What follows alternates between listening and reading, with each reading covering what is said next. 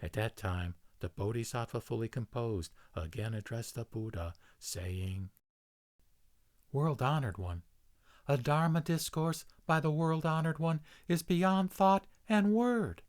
The fundamental nature of living beings is also beyond thought and word. And emancipation by a Dharma approach is likewise beyond thought and word. We have no doubts concerning the teachings the Buddha has expounded, but because the minds of living beings give rise to uncertainty, we put forth the question once more. World-honored one, for more than 40 years, ever since achieving enlightenment, the Tathagata, for the benefit of living beings, has continuously discoursed on the principle of the four modes of all phenomena, the meaning of suffering, and the meaning of emptiness, on ever-changingness, non-existence of self, non-greatness, non-smallness, non-origination, and non-cessation, on the formlessness of all things, and on the natures and aspects of phenomena being intrinsically empty and tranquil, neither coming nor going, neither appearing nor disappearing. Those who hear you variously realize the stage of an ardent mind, the stage of attaining the highest, still unsettled condition, the stage of attaining irreversible good roots, the stage of ultimate worldly perception, or the fruit of entering the stream, the fruit of one remaining return, the fruit of non-returning, the fruit of arhatship, or the way of Pratyeka Buddha, or the awakening of the aspiration for enlightenment, or bodhicitta, and ascent to the first stage, the second stage, the third stage, or all the way to the 10th stage of development in bodhisattva practice. In what way does the essence of what you have just now expounded differ from that of all the doctrines you have expounded in the past, such that you say that a bodhisattva who practices the deeply profound, supreme, all-varying, infinite meaning sutra will surely realize and quickly achieve ultimate enlightenment? This is the matter in question. I earnestly wish that the world-honored one, out of compassion for all, would explain this in detail for the benefit of living beings far and wide, and ensure that those who hear this teaching in the present and in the future are not left enmeshed in doubt.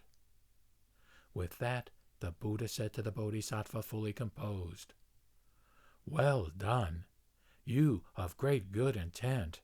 Well done. You have skillfully questioned the Tathagata regarding this profound, unequaled, all-varying, transcendental essence. You should know that you will enable many to benefit. You will please and bring ease to human and heavenly beings, and you will relieve living beings of their suffering. This is great and real compassion.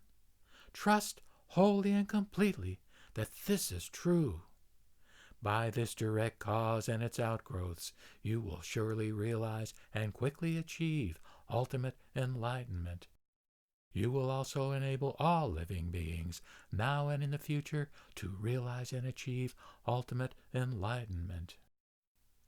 O you of good intent, by virtue of sitting upright and properly for 6 years at the place of the way beneath the Bodhi tree, I realized and achieved the full dynamic of ultimate enlightenment.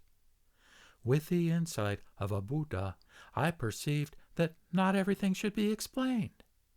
What is the reason for this? It is that the conditioned desires of all living beings are not the same. Since conditioned desires differ, ways of expounding the Dharma are many and various. For more than 40 years I have expounded the Dharma in all manner of ways through adeptness in skillful means, but the core truth has still not been revealed. That is why living beings differ regarding realization of the way, and do not realize and quickly achieve ultimate enlightenment. O you of good intent, the Dharma is like water that can wash away dirt and grime. Whether coming from a well or a pond, a stream or a river, a valley or a ditch or an ocean, the water contained in all of these can effectively wash all kinds of dirt and grime away. So it is also with the water of the Dharma. It can cleanse living beings of the dirt of all delusive worldly passions. O you of good intent, The character of the water is the same, even though the streams, rivers, wells, ponds, valleys, ditches, and oceans are each different and distinct. So it is also with the character of the Dharma. It removes and washes away the dirt of delusive passions equally and without discrimination. The three teachings, the four fruits, and the two ways, however, are not one and the same. O you of good intent, although the water from all of these places is cleansing, a well is not a pond is neither a stream nor a river, and valleys and ditches are not oceans. The Tathagata, hero of the world, in total command of the Dharma, has expounded various teachings that are also like this. The initial period discourses, the middle period discourses, and the latter period discourses are all able to remove and wash away delusive worldly passions of living beings. But the initial period discourses are not the middle ones, and the middle period discourses are not the latter ones. The initial, middle, and latter period discourses express the same thing, yet they differ from each other in meaning.